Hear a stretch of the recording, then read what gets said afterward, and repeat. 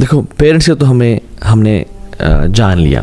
Now coming to the husband and I don't like this word husband क्योंकि English का word है और ये आया है husbandry से. Husbandry means it's a farming practice. It's not elegant. It's not elegant at all. एक farming जैसे फॉर एग्जाम्पल जो शख्स होता है ना जो पैदावार के लिए इस्तेमाल होता है, नहीं. कुरान में है और इस्लाम में है ज़ौज. ज़ौज means when two become one, where you cannot differentiate the one between the other, or where the one starts and the other ends. एक ही हो जाना, यानी दो लोगों का एक जैसा हो जाना. और इसलिए ख़वातीन को मुहसनात कहा गया. इट इज़ फ्रॉम हिसन that they are your guardian. Guardian कैसे कि वो तुम्हें गुनाह हराम से बचाती हैं, तुम्हें गुनाहों से बचाती हैं और तुम्हारे लिए हलाल का बायस है. और अल्लाह के नबी सल्लल्लाहु अलैहि वसल्लम ने बहुत ज़्यादा इस पे एम्फसाइज़ किया कि अपनी बेगमात के साथ, अपनी वाइफ के साथ बेहतरीन रहना. खैरुकुम ली अहलिही व अना खैरुकुम ली अहली. तो में से बेहतरीन वो है, उम्मत मुस्लिमा से बेहतरीन वो है, द बेस्ट ऑफ यू. वो कौन है? जो अपनी घरवाली के साथ, अपनी वाइफ के साथ बेहतरीन है. व अना खैरुकुम ली अहली. और अल्लाह के नबी ने कहा सल्लल्लाहु अलैहि वसल्लम कि तुम में से सबसे बेहतरीन मैं हूँ अपनी बीवी के साथ. और वो हमें वो सलफ़ की स्टोरी तो पता है कि जिसमें उनकी वाइफ को स्किन डिजीज़ डायग्नोज हो गई, तो वो शर्माने शुरू हो गई कि उनके हस्बैंड को उनके हाथ और उनका चेहरा बुरा ना लगे. तो वो ना अपने आप को ज़रा कवर रखती थी हस्बैंड के सामने भी घर में. अब घर ही तो है जहाँ पे ख़वातून यानी खुल के फिर सकती है, रिलैक्स कर सकती है. तो she felt anxious and his husband सुब्हान अल्लाह अत्तक़ी अन्नकी he pretended that he had an accident. और उस एक्सीडेंट में उन्होंने अपनी आंखें खो दी हैं और वो पट्टी शट्टी की और सारा के वो बड़ी खातून परेशान हुई, मेरा हस्बैंड ब्लाइंड हो गया है. तो फिर वो रिलैक्स हो गई घर में कि यानी इस हवाले से कि मेरी स्किन को भी तो देख नहीं सकते, तो मैं ज़रा घर में रिलैक्स हो जाती हूँ. और डेफिनेटली ख्याल रखा और सब कुछ किया. तो हस्बैंड ने सारी ज़िंदगी ब्लाइंडनेस की गुजारी. जब उनकी वफ़ात हुई इन खातून की, तो हस्बैंड बिल्कुल नॉर्मली काम कर रहा था, कफन दफन का बंदोबस्त करता. तो लोगों ने कहा कि यानी तुम तो अंधे थे, तुम्हें क्या हुआ अचानक से, हाउ कैन यू सी? तो उन्होंने क्या कहा कि I was not blind, I pretended to be blind just to make my wife feel secure and safe in house, कि उनको बुरा ना लगे. अल्लाहु अकबर. खैरुकुम ली अहलिही. तुम्हें से बेहतरीन वो है जो अपने घर वालों के साथ बेहतरीन है. अल्लाह के नबी सल्लल्लाहु अलैहि वसल्लम फरमाया कि जो जब तुम खाओ उसको अपने साथ खाना खिलाओ. If you eat feed her too. It's a sunnah of the Prophet sallallahu alaihi wasallam. When you buy your cloth, buy her too. लेकिन you can say शेख सुब्हान अल्लाह, मैं एक दफ़ा कपड़े लेता हूँ, मेरी बीवी तो 10 दफ़ा कपड़े लेती है, यानी she shops 10 times more than me. फिर भी as a goodwill gesture कुछ ना कुछ लिया करें. क्यों कह रहा हूँ मैं ये? अब्रकु सदका सबसे बरकत वाला सदका कौन सा है? अनफाक़ु रजुल अला अहलिही. एक मर्द का पैसे खर्चना अपने घर वालों पे. अल्लाह अकबर. लअल्लक तुरज़क़ू बिही. शायद आपका रिज़्क़ बढ़ने शुरू हो जाए इस वजह से, इस जेस्चर की वजह से. अल्लाह के नबी सल्लल्लाहु अलैहि वसल्लम कि have your wife sit where you sit. जहाँ तुम बैठो अपनी बीवी को वहाँ बैठाओ. Give her respect. रसूलुल्लाह सल्लल्लाहु अलैहि वसल्लम अपने आखिरी डेज़ में फ़ातिमा तो ज़हरा जब दाखिल हुई रज़ियल्लाहु तआला अन्हा, तो उनको अपना कुशन दे दिया और साइड पर अपनी जगह पर बिठाया. कि फ़ातिमा जब भी घर में आती हैं, आप बैठे होते तो उठते उनके पास चल के जाते, उनके हाथ को पकड़ते और उसमें किस करते हैं और उनको पास लेके आते. और अपनी चादर जिसके बारे में कुरान कहता है या अय्युहल मुदस्सिर या अय्युहल मुज़म्मिल, O the one who is wrapped, जिस चादर से रैप किया हुआ था उसको बिछाते और फ़ातिमा को कहते हैं कि मेरी जगह बैठो. A sign of love, a sign of care. Prophet सल्लल्लाहु अलैहि वसल्लम used to give cushions to his companions. अपना तकिया लेके उनको देते कि तुम बैठो इस पे. Love, respect. अमर इब्न आस को एक दफ़ा अल्लाह के नबी सल्लल्लाहु अलैहि वसल्लम ने लीडर बना के भेजा एक कैंपेन का. जब वापस आया तो पूछते हैं कि रसूलल्लाह आप सबसे ज़्यादा किससे मोहब्बत करते हैं? ना अमर इब्न आस वाज थिंकिंग कि अल्लाह के नबी सबसे ज़्यादा मुझसे मोहब्बत करते होंगे, क्योंकि हर किसी से इतना मोहब्बत का मामला और ट्रीटमेंट इतनी कमाल की कि डेफिनेटली मुझसे ही प्यार करते होंगे.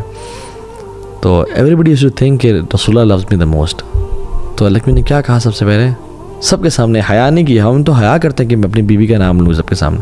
कहते हैं आयशा. तो उन्होंने कहा या रसूल अल्लाह, नहीं, मैं अपनी बेगमात की बात नहीं कर रहा, मैं बात हूँ कि मर्दों में से. तो ने क्या कहा? अबूहा, उनका बाप, इसमें भी आयशा का जिक्र है, यानी उनका बाप, यानी कि अबू बकर, उनका बाप।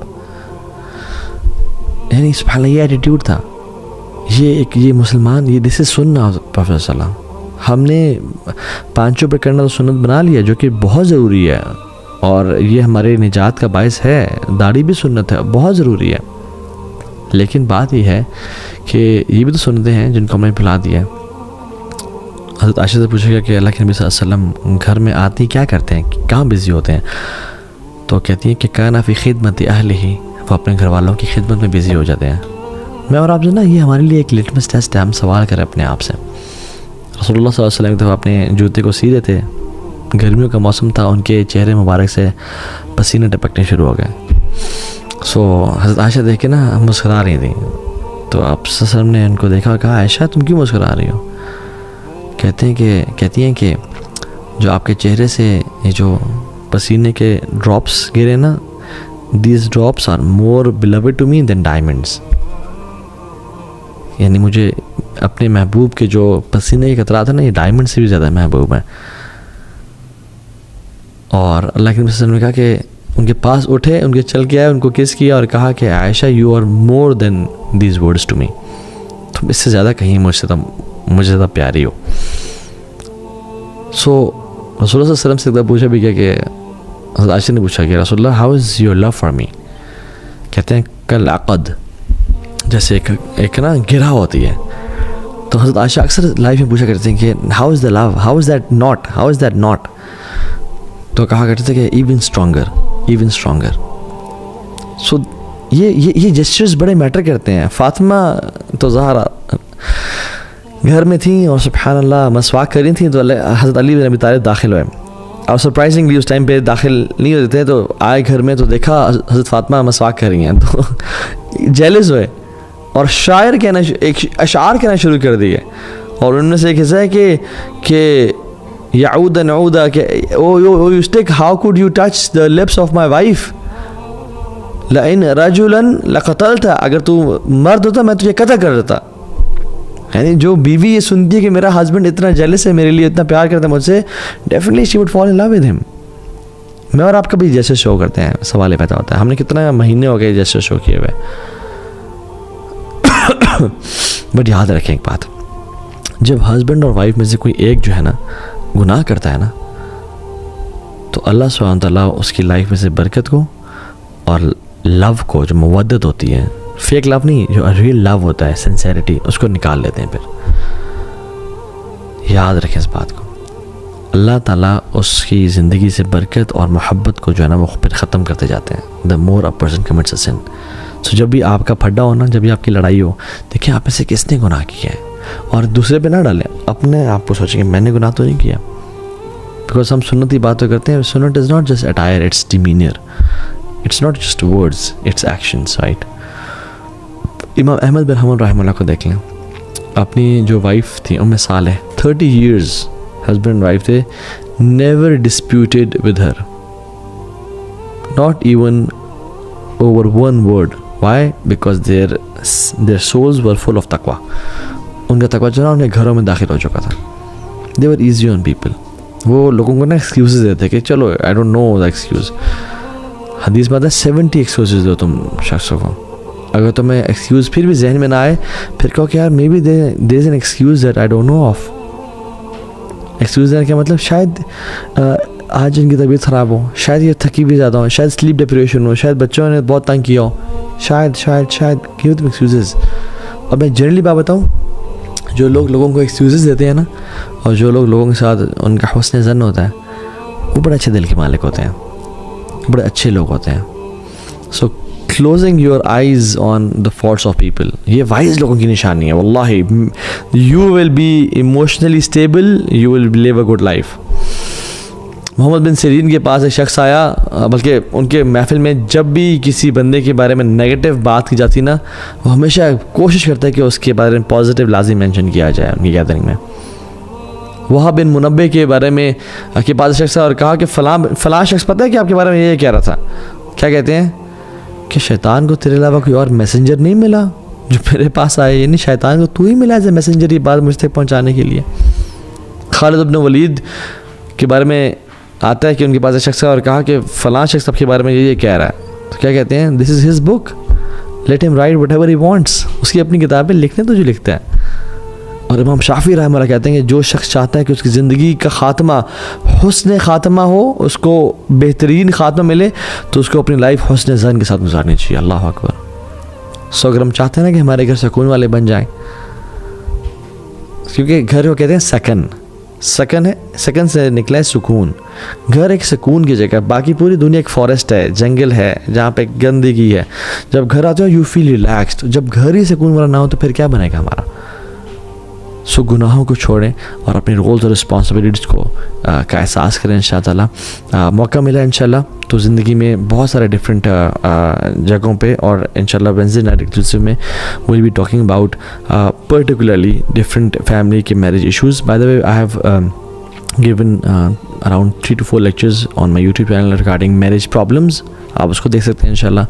और फ्रॉम हाउस टू होम के नाम से लेक्चर उसको देख सकते हैं इंशाल्लाह, ताकि ये it's a vast aspect of दीन। इसको एक लेक्चर में कवर करना इट्स डिफ़िकल्ट। अल्लाह ताला से दुआ है कि अल्लाह ताला रब्बना हब लना मिन अज़वाजिना व ज़ुर्रिय्यातिना क़ुर्रता अअयुन वजअलना लिल मुत्तक़ीना इमामा। या अल्लाह हमारी बेगमात को, हमारे बच्चों को, हमारे घर वालों को हमारी आँखों की ठंडक बना और हमें मुत्तकियों का इमाम बना। क्योंकि याद रखें तकवा से ही बरकत और खैर और क़ुर्रत आयुन मिलती है, आँखों की ठंडक मिलती है। तकवा नहीं होगा ना घर में तो फिर आँखों की ठंडक भी नसीब नहीं होगी। सलफ़ रहमतुल्लाह कहा करते थे कि जब भी हमसे गुनाह होते हैं ना तो हम उस गुनाह का जो आफ्टर इफ़ेक्ट है ना अपनी बीवी और बच्चों में देखते हैं। कैसे कि वो हमारी बात नहीं मान रहे, हमारा राइडिंग बीस्ट में कि हमारी बात नहीं मान रहा। सो इट इज़ सिंस, सुभानअल्लाह। और वो ये नहीं कहते कि तुम्हें क्या मसला हो गया, तुमने औकात खो दी है और ये है, तो वो नहीं, दे यूज्ड टू अपने गिरबान में झांकता था कि मैंने क्या गुनाह किया, मुझसे क्या गुनाह हुआ है। अल्लाह ताला हम सबको अमल की तौफीक दे। See you next Wednesday inshallah. May Allah bless you all. ربنا تقبل منا إنك أنت السميع العليم وتب علينا إنك أنت التواب الرحيم. بارك الله فيكم.